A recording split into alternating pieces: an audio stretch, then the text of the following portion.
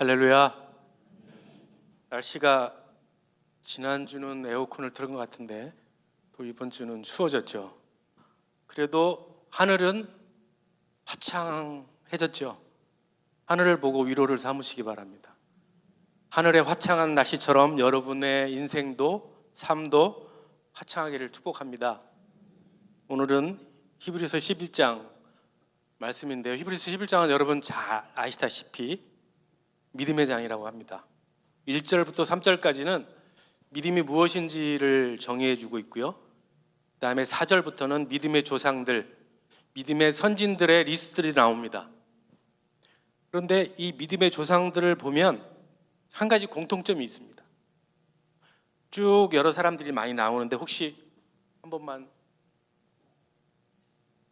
제가 아벨부터 쭉 나오는데 이 사람들의 공통점이 있습니다.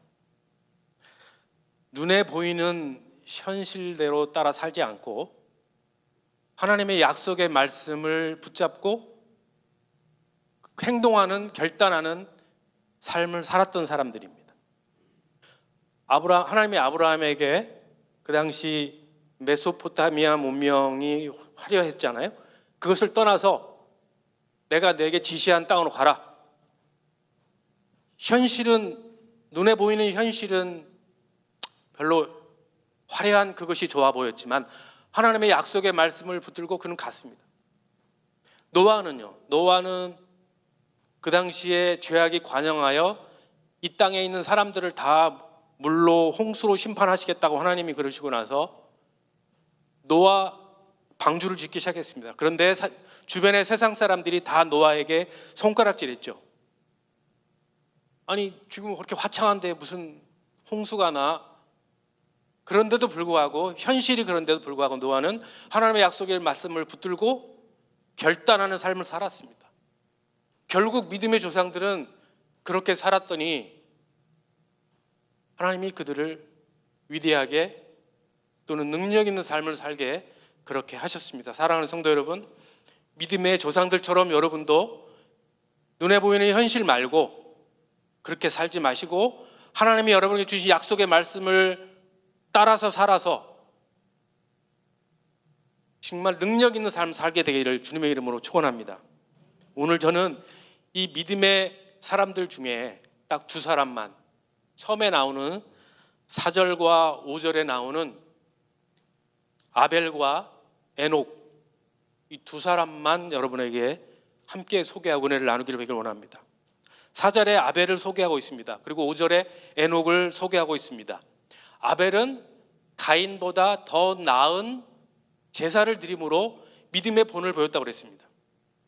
그리고 5절에 에녹은 하나님과 동행하는 삶을 살았는데 얼마나 하나님과 동행하는 삶을 살았는지 죽음을 보지 않고 옮기워져서 하나님이 정말 하나님을 기쁘시게 하는 삶을 살았다고 성경은 기록한데, 그리고 11장 4절 5절에 6절에 이렇게 설명합니다. 그러므로 따라서 그래서 아벨과 에녹이 이렇게 살았는데, 그래서 믿음이 없이는 하나님을 기쁘시게 하지 못하나니 믿음으로 사는 사람은 그가 계신 것과 하나님을 찾는 자들에게 상 주시는 이심을 믿어야 한다고 성경은 기록하고 있습니다.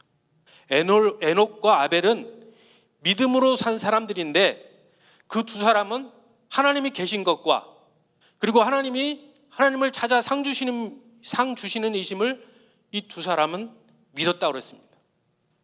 그러면 이 두 사람이 어떻게 구체적으로 어떤 삶을 살았기에 하나님을 기쁘시게 하고 하나님께 인정받는 삶을 살았는지를 살펴보겠습니다. 아벨의 이야기는 창세기 4장에 나옵니다. 창세기 4장에 보면 아담과 하와가 가인과 아벨을 낳습니다. 가인은 농사 짓는 사람입니다. 그리고 동생 아벨은 양치는 자였습니다. 가인의 직업은 농사꾼이고요, 동생 아벨은 양치는 자였습니다. 그런데 가인은 농사꾼이니까 땅의 소산, 땅에서 나는 거 가지고 하나님께 제사 드릴 때 제물을 드렸고요, 아벨은 양치는 거, 양을 치는 거 가지고 하나님께 첫 양과 첫 양 새끼와 기름을 가지고 하나님께 제물을 드렸습니다. 그랬더니 하나님께서 가인과 그의 제물은 받으시지 않으시고 아벨의 제물을 받으셨습니다. 그 이유가 창세기 4장 7절에 나와 있습니다. 창세기 4장 7절에 보면 형 가인은 하나님이 그 가인을 책망하시면서 이렇게 말씀하십니다. 내가 선을 행하면 어찌 낯을 들지 못하겠느냐? 성을 행하지 못하면 죄가 문에 엎드려 있으니라 라고 가인을 책망합니다. 가인은 선을 행하지 않았습니다. 가인은 악을 행했습니다. 정당하지 않았습니다. 잘못 살았습니다. 올바르게 행하지 않았습니다. 그래서 하나님이 책망합니다. 가인이 무슨 잘못을 했을까요? 구약시대 때 하나님께 드리는 제사는 보통 장자에게 권한을 갖고 있습니다. 장자가 제사권, 축복권을 갖고 있습니다. 그래서 여러분 잘 아시다시피 야곱과 에서가 동생 야곱이 형 에서의 축복권, 그것을 뺏기 위해서 팥죽 한 그릇에 그것을 사지 않습니까? 마찬가지로 구약시대에는 하나님께 드리는 제사, 이 권한은, 책임은 장자에게 있었습니다. 장자가 막중한 권한을 갖고 있는 것이죠. 제가 어릴 때 생각해 보면, 우리 조상들을 한번 여러분 생각해 보시면, 보통 제사 드릴 때 큰 집에서 모이잖아요. 장자 집에서 제사를 치르잖아요. 그래서 장자 집으로 다, 저도 어릴 때 큰 집에 다 모였던 기억이 납니다. 거기서 제사를 드리죠. 그만큼 큰 집, 큰 아들, 장자가 이 제사에 모든 권한을 갖고 있습니다. 책임을 갖고 있습니다.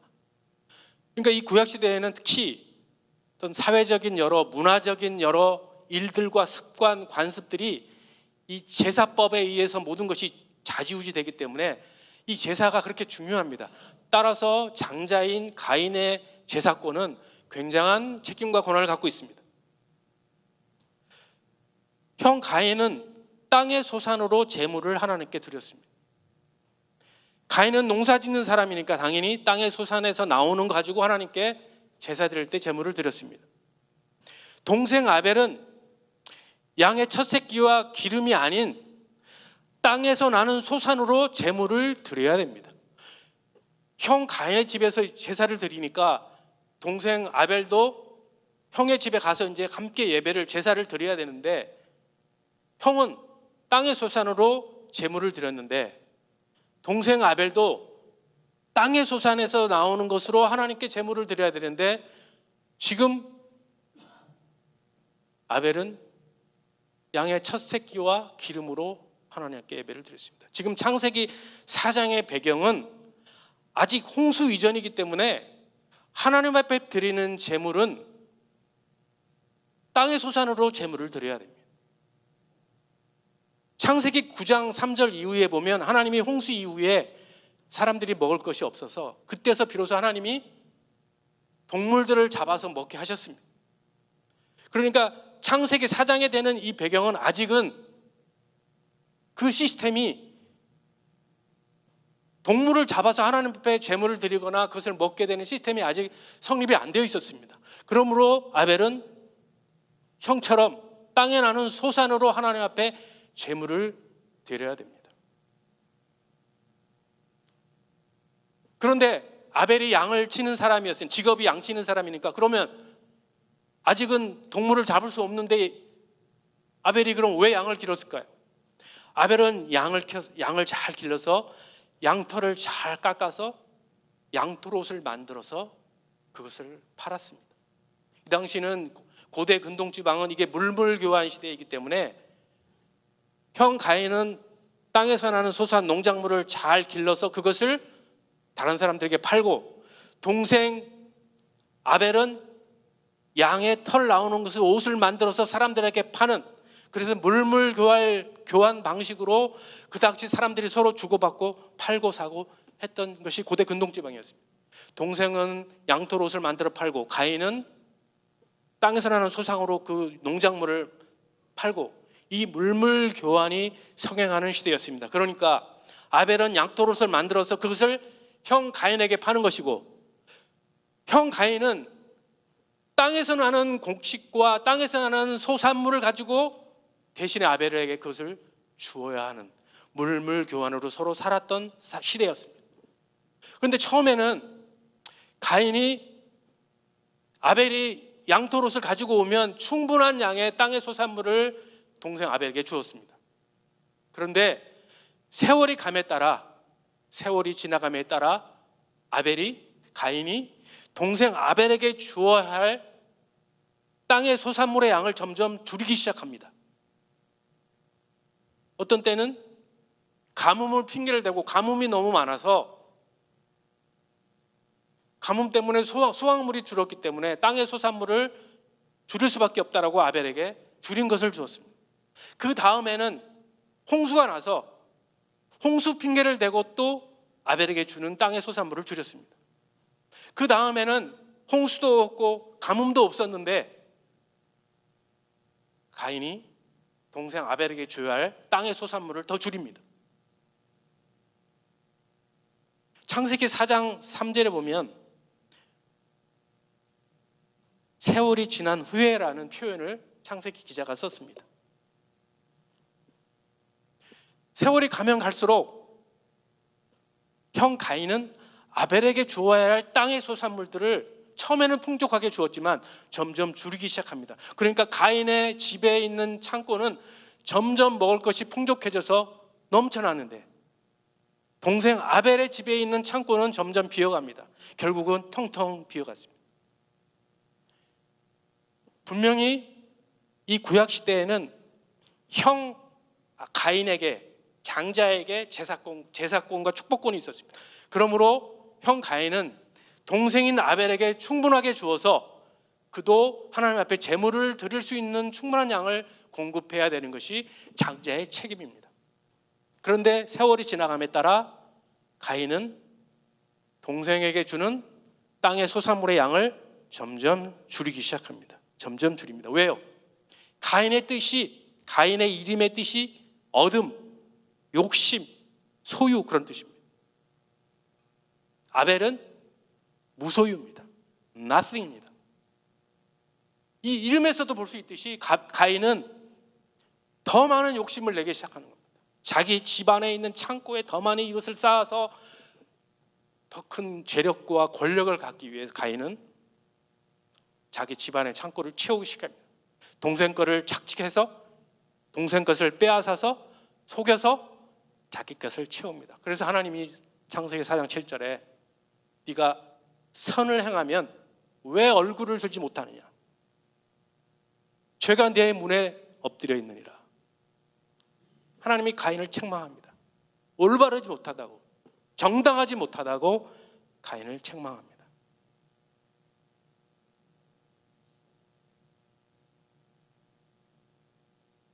사랑하는 성도 여러분, 한번 11에서 11장에는 히브리서 기자는 이것을 창세기 기자는 그렇게 표현했지만 히브리서 11장에 나오는 히브리서 기자는 그것을 아벨은 가인보다 더 나은 제사를 드렸다라고 그렇게 믿음으로 증거했다라고 표현하고 있습니다. 여기서 그러면 더 나은 제사는 무엇을 의미하겠습니까? 히브리서 11장 6절에 보면 하나님께 나아가는 자는 하나님께 믿음으로 사는 자는 그래서 하나님께 나아가는 자는 하나님이 계신 것과 하나님을 찾는 자들에게 상 주시는 분임을 믿어야 한다고 그랬습니다. 아벨은 하나님의 존재, 하나님께서 살아계신 존재임을 믿었습니다. 여러분 한번 아벨의 입장에서 한번 생각해 보시기 바랍니다. 보세요. 아벨은 형 가인이 처음에 충분한 양의 땅의 소산물을 아벨 동생에게 주었을 때도 그것을 많은 소산물이 자기에게 왔을 때도 아벨은 하나님 걸 잘 구별하여 하나님께 제사드리러 나갈 때 제물을 드렸습니다. 그리고 가인이 홍수를 핑계대고 가뭄을 핑계대고 양을 줄였을 때도 아벨은 여전히 하나님 것 잘 구별하여 하나님 앞에 제물을 드렸습니다. 그런데 세월이 지난 후에 하나님 앞에 드릴 제물이 없는데 아벨의 입장에서 생각해 보면 아니 늘 많을 때나 적을 때나 없을 때나 하나님 앞에 나가서 하나님이 거기 살아 계시기 때문에 하나님 앞에 그냥 갈 수가 없으니까 재물을 가지고 와서 하나님을 만나서 하나님을 찾아서 하나님을 찾았더니 하나님이 주시는 은혜가 감사해서 기쁨과 찬양과 그리고 하나님의 사랑이 너무 감격했는데 지금 하나님께 나가고 싶은데 하나님께 드릴 재물이 아무것도 없어요. 가인은 창고에 너무나 많은 소상물들이 많았기 때문에 그거 뭐 가지고 가서 그냥 아무렇게나 하나님 앞에 드릴 수 있었지만 그 많은 걸 가지고 갈 수 있었지만 아벨은 지금 형이 자기 것을 다 착취하고 뺏었기 때문에 하나님 앞에 드릴 재물이 아무것도 없었어요. 창고가 이미 텅 비었습니다. 그런데 하나님 앞에 나가고 싶어요. 왜? 하나님 앞에 나갔을 때 하나님께서 주셨던 은혜와 사랑을 너무 감격하고 체험했기 때문에 그리고 하나님이 살아계심을 믿고 있기 때문에 그래서 하나님께 나아가고 싶고 하나님을 만나고 싶고 하나님을 찾고 싶었습니다. 그런데 하나님 앞에 가져갈 재물이 없었습니다. 그래서 하는 수 없이 아벨은 제가 기른 첫 양 새끼 기름을 가지고 하나님 앞에 나갔습니다. 이것은 제사법에 어긋나는 일입니다. 그런데도 불구하고 아벨이 그렇게 할 수밖에 없었던 것은 왜냐하면 하나님을 만나는 것이 너무 좋기 때문에 하나님이 살아계시는 존재이기 때문에 하나님을 만나서 하나님을 체험하고 하나님을 경험했던 그 기쁨과 감격이 너무 좋기 때문에 제사법을 어기서라도 이 양 새끼와 기름을 가지고 하나님 앞에 가지고 나갔던 것입니다. 그랬더니 하나님이 그 아벨의 모습을 보시고 네가 가인보다 더 낫다. 그리고 아벨의 그 제물을 받으셨습니다. 사랑하는 성도 여러분, 구약시대의 제사가 곧 지금의 예배입니다. 지금 우리가 오늘 여기서 드리는 이 예배, 여기에 하나님이 계시기 때문에 우리가 오늘 여기 모인 것입니다. 아멘. 오늘 이곳에 하나님이 임재하시기 때문에 오늘 우리는 그 하나님을 만나기 위해서 오늘 여기 찾아온 것입니다. 하나님이 여기 계시기에 우리가 하나님께 찬양을 올려드리는 것이죠. 하나님이 여기 계시기에 하나님께서 주시는 말씀을 듣기 위해서 우리가 무릎을 꿇고 하나님의 말씀에 귀를 기울이는 것입니다. 하나님이 지금 여기 계시기에 우리가 감사의 기도를 드리는 것입니다. 하나님이 여기에 지금 계시기에 하나님의 백성들과 사랑을 나누며 교제하는 것입니다. 하나님이 지금 여기 계시기에 하나님이 주신 재물을 내 거라 여기지 않고 하나님 앞에 돌려드리기 위해서 재물을 드리는 것입니다. 하나님이 여기 계시기에 하나님께서 주시는 축복을 함께 나누고 누리는 것입니다. 이 본질을 잊지 말아야 하는 것입니다. 예배의 형식과 방법이 조금은 내가 생각했던 거하고 좀 다르더라도 또 어떤 예배 형식과 방법이 조금은 나의 마음을 불편하게 해도 이 예배에 하나님이 계시기에 하나님을 우리가 만나러 온 것이고 여기서 우리가 하나님을 체험하고 하나님의 인재를 경험해 하나님께서 주시는 사랑과 은혜를 누릴 수 있기 때문에 그래서 오늘 여기에 온 것이 아니겠습니까? 이 예배를 통해 정말 하나님이 여러분에게 주시는 은혜와 사랑을 체험하는 여러분 되길 주님의 이름으로 축원합니다. 또 하나 여기서 우리가 간과해서는 안 되는 중요한 일이 한 가지가 있습니다. 구약시대의 제사는 이게 공동체적인 특징이 있습니다. 개인의 문제가 아닙니다. 가인이 장자로서의 제사의 권한과 책임이 있는 것은 가인 혼자만의 문제가 아닙니다. 그것은 공동체 전체의 그 제사를 통해서 그 민족이 하나님께 축복을 받는 겁니다. 또는 그 가정이 하나님께 축복을 받는 것입니다. 그 가문이 하나님께 제사를 통해서 그 가문이 하나님께 축복을 받게 되어 있는 것입니다. 교회도 마찬가지입니다. 마찬가지로 제사가 공동체적인 특징이 있듯이 예배도 마찬가지입니다. 찬양 인도자들은 찬양을 통해 회중들이 하나님을 만날 수 있도록 하는 책임이 있는 것입니다. 대표기도는요, 회중을 대표해서 대표 기도로 하나님 앞에 감사의 기도를 드리는 것입니다. 성가대는요, 다 회중들이 하나님 앞에 찬양을 드려야 되지만 여건이 그렇지 않으니까 성가대가 대표로 하나님 앞에 찬양을 드리는 것입니다.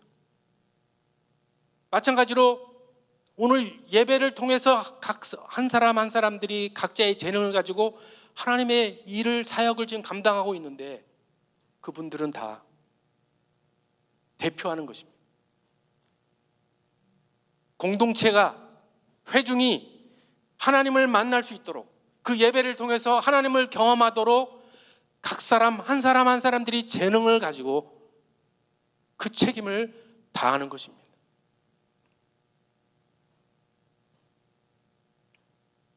그 모든 사람들이 오늘 아벨처럼 하나님 앞에 나는 아무것도 아닙니다. 나는 아무것도 없습니다. 하나님 나를 불쌍히 여기십시오. 그렇지만 내가 하나님을 만나고 싶습니다. 하나님을 만나면 기쁨과 하나님을 만나면 은혜가 넘치기 때문에 내가 하나님이 계신, 하나님이 존재하는 그곳에 나가고 싶습니다. 그래서 나갑니다. 하나님을 찾습니다. 그런 마음으로 그렇게 제사를 드리고 예배를 드리면 하나님이 그런 사람들을 만나주시고 그 사람들을 통해서 하나님이 기뻐하시고 하나님이 그의 믿음을 인정하시는 것입니다. 히브리서에는 아벨의 죽음으로 의로운 자라는 증거를 받았다라고 기록하고 있습니다. 아벨의 죽음은 예수 그리스도의 예표입니다. 예수 그리스도가 자신을 죽으심으로, 자신을 희생함으로 우리들이, 그리고 다음 세대가, 그리고 온 인류가 예수님 때문에 구원을 얻었습니다. 예수님의 죽음으로 우리가 오히려 의롭게 됐습니다. 우리가 의로운 사람이 아닌데 예수님이 우리를 대신해 죽으심으로 우리를 의롭다라고 칭해 주셨습니다. 그러므로 아벨의 죽음은 예수 그리스도의 예표입니다. 이 성경은 그래서 베드로전서 2장 9절에 이 예수 그리스도를 믿는 자들을 왕 같은 제사장이라고 불렀습니다. 우리가 제사장 같은 사람이 아닌데 예수 그리스도가 우리를 대신해 죽어 주심으로 의롭다라고 하셨기 때문에 우리를 제사장이라고 그렇게 부르셨습니다. 제사장이 하는 역할이 뭐 하는 겁니까? 사람들이, 회중들이, 공동체가 하나님을 체험하고 만나도록 하나님께 이끌어가는 게 제사장이 할 역할입니다. 사랑하는 성도 여러분, 여러분은 왕 같은 제사장입니다. 아멘. 제사장의 역할은 아직도 예수 그리스도를 믿지 않은 여러분의 주변의 이웃들, 가족들, 동료들, 그분들이 예배를 통해서 하나님을 만나도록, 하나님을 체험하도록 하나님께 이끌어오는 사람들이 제사장이 할 역할입니다.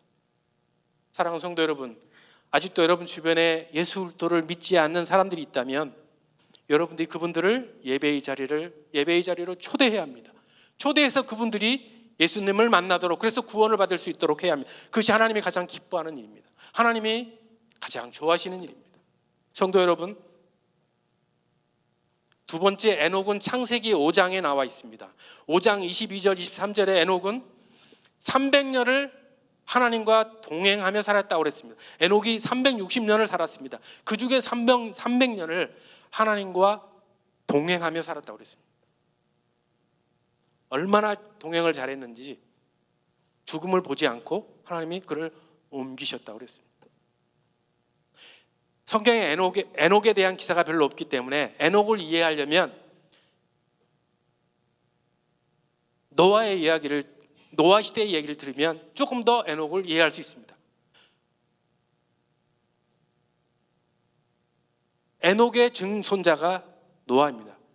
에녹이 무드셀라를 낳고 그 다음에 라멕을 낳고 그 다음에 노아를 낳았습니다. 그리고 아브라함, 이삭, 야곱이 그 후손입니다. 하나님께서 선택한 하나님의 백성들의 후손입니다.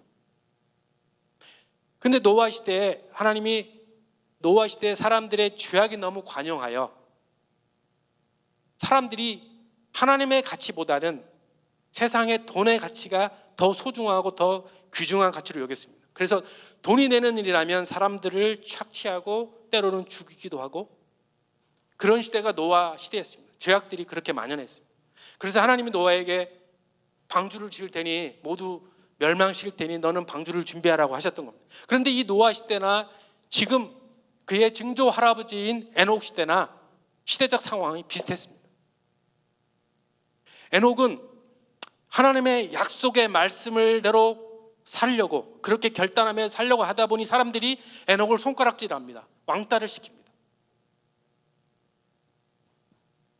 그 상황에서도 에녹은 하나님의 약속의 말씀을 따라서 버리지 않고 하나님의 약속의 말씀을 따라서 결단하고 행동하는 그런 삶을 산 사람이 에녹입니다. 그것도 300년 동안을. 사랑하는 성도 여러분, 아벨이나 에녹이나 최악의 상황 속에서도 하나님을 만나기 위해서 힘을 쏟은 것처럼 비록 제사법을 어기서라도 제사법이 이게 아니지만 그럼에도 불구하고 하나님을 만나는 그 체험, 하나님을 만나는 그 은혜, 사랑, 그것이 본질이고 그것이 너무 감격스러워. 그것을 놓치기 어려워 제사법을 어겨서라도 하나님을 만났습니다. 하나님을 찾았습니다. 하나님이 계신 곳을 찾아갔습니다. 그런 아벨과 에녹의 마음을, 그런 그들의 믿음을 보시고 하나님은 칭찬하셨습니다. 그들을 의로운 자라고 하나님께서 말씀하셨습니다. 여러분이 아벨과 에녹처럼 이 시대에 눈에 보이는 현실에 따라 살아 말고 하나님의 약속의 말씀을 붙들고 결단하는 그런 삶을 살게 되시길 주님으로 축원합니다. 제가 간증 예화를 하나 드리고 마치도록 하겠습니다. 제가 잘 아는 여의도에서 안과를 운영하는 장로님이 계십니다. 얼마 전에 최근에 이 장로님을 만났습니다. 이 안과는 지금 안과 하나만 하는데 의사와 간호사 직원들만 200명이 넘습니다. 그리고 이분 한 30여 년 전에 이분이 이제 안과를 시작하셨는데 안과를 시작하고 이제 막 이렇게 안과가 잘 되고 그러다가 이제 이분이 그러니까 처음부터 안과를 할 때부터 지금 30여 년이 훨씬 지난 지금까지도 변하지 않는 하나의 철칙이 있습니다. 그것은 1년에 한 주는 꼭 문을 닫고 의료진료, 무료로 의료진료를 가는 일입니다. 30년이 훨씬 넘었는데 지금까지도 한 번도 그렇게 빠진 적이 없습니다. 그렇게 한 주를 벼서 이 장로님이 중심이 되어서 아프리카도 가시고 동남아도 가고 국내에도 가서 무료로 안과 진료도 해주시고 때로는 필요한 사람들 개안 수술도 해주시고 필요한 약도 공급해 주시고 그렇게 한 주를 온전히 그렇게 의료 진료를 하는 분입니다. 그런데 처음 30여 년 전에 처음 병원을 세우고 나서 이제 병원이 막 잘 되기 시작하고 한 10여 년이 지났을 때 병원 한 주 문을 닫으려 보니까 한 주 문을 닫으면 한 주 동안에 발생하는 그 수익이 한 2억에서 3억 정도가 되는데 문을 닫으면 그 돈을 못 버는 거예요. 그런데도 이 장로님은 문을 닫았어요. 그랬더니 주변에 많은 사람들이 조언을 하는 거죠. 왜 문을 닫냐? 돌아가면서 하면 되지. 그럼 문을 안 닫고 돈을 손해보지 않지 않느냐. 그런데 그 장로님은 최근에 만나서 그 얘기를 하시더라고요. 자기가 처음부터 지금까지 변하지 않은 철칙은 히브리서 11장 6절의 말씀이에요. 하나님을 찾는 자, 믿음으로 하나님을 찾는 자들은, 하나님께 나아가는 자는 하나님의 계신 것과 하나님이 자기를 찾는 자들에게 상 주시는 자임을 믿어야 할지니라 라는 이 말씀을 자기가 처음 병원을 시작할 때부터 가졌던 말씀이라는 거예요. 그래서 한 주간 문을 닫으면 10년 한 10년 됐을 때야 뭐 2억 3억이었지만 지금 따져보면 한 주 문을 닫으면 막 수십억의 아마 손해를 볼 겁니다. 그런데도 불구하고 이 장로님은 지금도 문을 닫습니다. 한 주간은 문을 닫고 의료 치료를 나갑니다. 왜? 하나님이 자기에게 주신 약속의 말씀. 눈앞에 있는 현실은, 눈앞에 보이는 현실은 20억 수십억이 왔다 갔다 하지만 하나님이 자기에게 주신 약속의 말씀을 붙들고 그 말씀대로 살면 하나님이 자기에게 상 주시는 자임을, 그 말씀을 주셨기 때문에 그 말씀을 붙들고 지금도 여전히 한 주간은 문을 닫고 의료 진료를 봉사하는 장로님이십니다. 사랑하는 성도 여러분, 오늘 아벨처럼 에녹처럼 어떤 상황 속에서도 하나님의 살아계심을 인식하시고 하나님을 찾아가셔서 그 하나님을 만나셔서 그 하나님이 주시는 은혜와 사랑을 체험하는 그런 여러분 되기를 주님의 이름으로 축원합니다. 그렇게 사시는 여러분 되기를 주님의 이름으로 축원합니다. 기도하겠습니다. 하나님 아버지, 오늘 아벨과 에녹은 자신들의 눈앞에 있는 현실이 최악이었지만, 좋지 않았지만 하나님의 약속을 붙들고 하나님의 약속의 말씀을 따라 행동하며 결단하는 삶을 살았을 때 하나님이 그들을 인정하시고 그들을 기뻐하시고 의로운 자라고 칭찬하셨습니다. 오늘 여기 모인 우리 모든 사랑하는 하나님의 백성들이 다 아벨처럼 에녹처럼 살게 되는 그런 사람들 되도록 하나님 인도하시고 도와주시옵소서. 예수님의 이름으로 기도드리옵나이다. 아멘.